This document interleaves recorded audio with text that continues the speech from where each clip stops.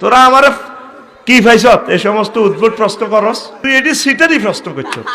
হুজুর, আমি এক বিবাহিত যুবক, আমার রাতে ঘুমালে স্বপ্নদোষ হয়, এখন আমার করণীয় কি? তো বিবাহিত তুই এটি সিটারই প্রশ্ন করছ। বরখো রাখি দিতে তো তোর আন্ডু ভাঙি যাইব, তো কি স্বপ্নদোষ সিটার? তুই ডাক্তারের কাছে যা, তুই কি ডাক্তার আছে না না যৌন বিশেষজ্ঞ গাইনি ডাক্তারের কাছে কিনলে যাবো, আস্তাগফিরুল্লাহ, গাইনির কাছে যাবো মহিলা, তুই যৌন চর্ম বিশেষজ্ঞ কাছে যাবি, বাস এই আনা যাইলে তোর সব দিয়ে দিব। তুই এটা সিটারই প্রশ্ন করছ, আই এম শিওর।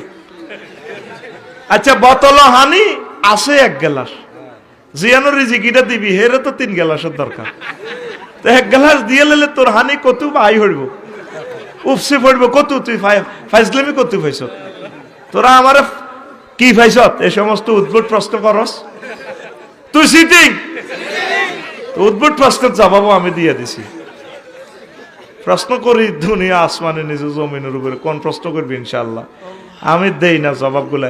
এই প্রশ্নগুলো জবাব দেওয়ার সৌন্দর্য কি এটা পারবে কাজী ইব্রাহিম সাহেব। ও কাদ্দারুহা তাকদীরা, আল্লাহ প্রত্যেক জিনিস পরিমিত বানাইছে। বিয়ার আগে তোর স্বপ্ন তো সইতে পারে, কারণ সে সময় তোর বোতল পরিপূর্ণ, রিচ প্রোটিন খাইলে, চাইনিজ খাইলে, গরুগোস্ত খাইছে আজকে আঙ্কেলের বাড়ি, তখন এখানে কি, এখানে 100 মিলি তোর আগে জমা আছে পানি, এখন 110 মিলি হয়েছে, বুঝছ? শরীর গরম, তখন তুই 10 মিলি ওভার হয়ে যাবে আল্লাহর পক্ষ থেকে, বুঝছ? তুই এই প্রশ্নটা সিটারি করছ। আল্লাহ বলছেন আমি প্রত্যেক জিনিস পরিমিতভাবে সৃষ্টি করছি।